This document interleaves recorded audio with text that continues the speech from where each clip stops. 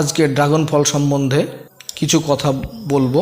Dragon ফল খাওয়ার ফলে কি উপকারিতা আছে, ড্রাগন ফল কিভাবে তৈরি করা হয় এবং ড্রাগন ফল লাগানোর জন্য মাটি কিভাবে তৈরি করা হয় সেই বিষয়ে আজকে বিস্তারিত আলোচনা করব।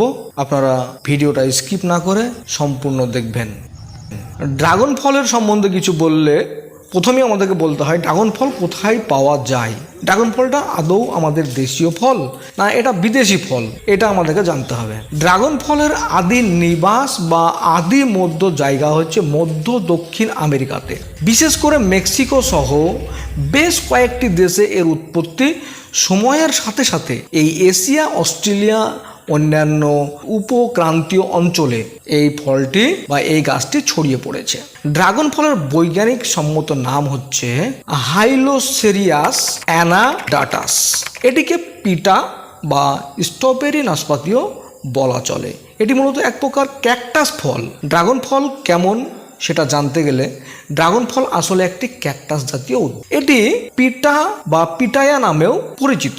এই ফলটি বর্তমানে বিশ্বের বিভিন্ন দেশে বাণিজ্যিক ভিত্তিতে চাষ করা হচ্ছে, যেমন দক্ষিণ পূর্ব এশিয়া, মার্কিন যুক্তরাষ্ট্র, ক্যারিবিয়ান এবং অস্ট্রেলিয়া ড্রাগন ফলের জন্য বেশ বিখ্যাত। এবার আসি এটা কিভাবে আমরা মাটি সংশোধন করে এই গাছটি রোপণ করব। এই গাছটি রোপণ করার আগে আমাদেরকে দেখতে হবে কি কি মাটি প্রয়োজন। এই গাছের ক্ষেত্রে দোআঁশ মাটি সবচেয়ে ভালো। এই ধরনের মাটিতে জল সহজে বেরিয়ে যায়, যা ফলের গোড়ায় জল জমতে পারে না। ড্রাগন ফলের জন্য বেলে দোআঁশ মাটি সবচেয়ে ভালো। এই ধরনের মাটিতে সহজে জল না জমার ফলে গোড়ায় থাকা ড্রাগন ফলের কোনো সমস্যা বা কোনো রকমের পচন ধরে না।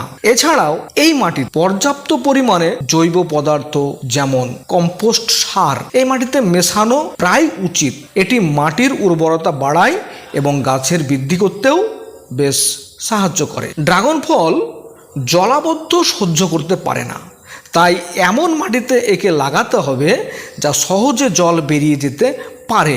প্রথমে আমরা মাটিকে কিভাবে সংশোধন করব, কি ধরনের মাটি আমাদের প্রয়োজন সেই সম্বন্ধে একটু আলোচনা করি।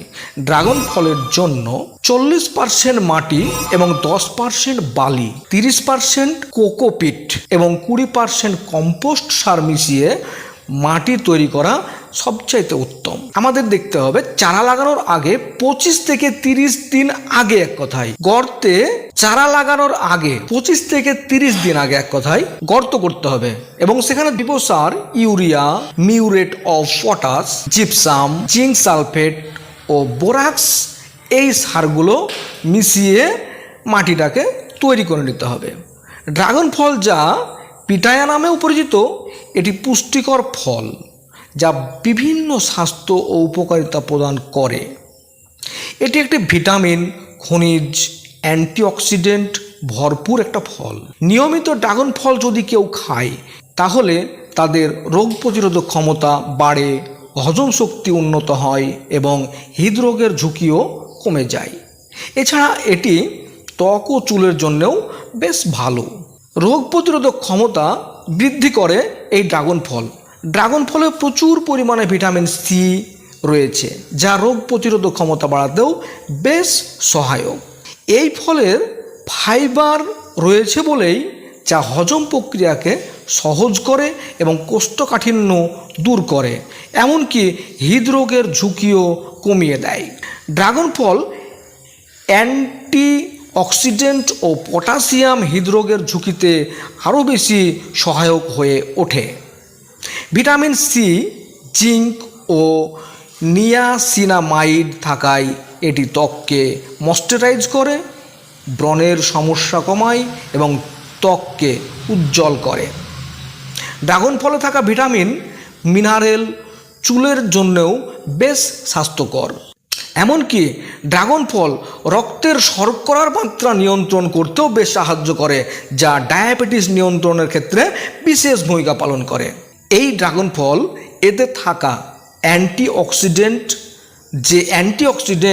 যেটা শরীরের ক্যান্সার প্রতিরোধক ক্ষমতা হিসাবে বা ক্যান্সার পর্যন্ত প্রতিরোধ করতে পারে। তাছাড়াও হাড়ের জন্য বেশ ভালো। ড্রাগন ফল ক্যালসিয়াম, ফসফরাস থাকায় এটি স্বাস্থ্যের পক্ষে খুবই ভালো। এবং এমনকি চোখের ক্ষেত্রেও এই ড্রাগন ফলের যথেষ্ট উপকারিতা রয়েছে। এই দিক দিয়ে আমরা যদি বিচার করি, ড্রাগন ফল একটি স্বাস্থ্যকর ফল, যা আমাদের প্রতিনিয়ত খাওয়া, মাঝে মাঝেই খাওয়া বা প্রতিনিয়ত খাওয়া উচিত, যেটা আমাদের খাদ্য তালিকার মধ্যে রাখা উচিত। অবশ্যই আপনারা নিজের স্বাস্থ্যের প্রতি যত্ন রাখুন এবং সুস্থ থাকুন। ধন্যবাদ। ড্রাগন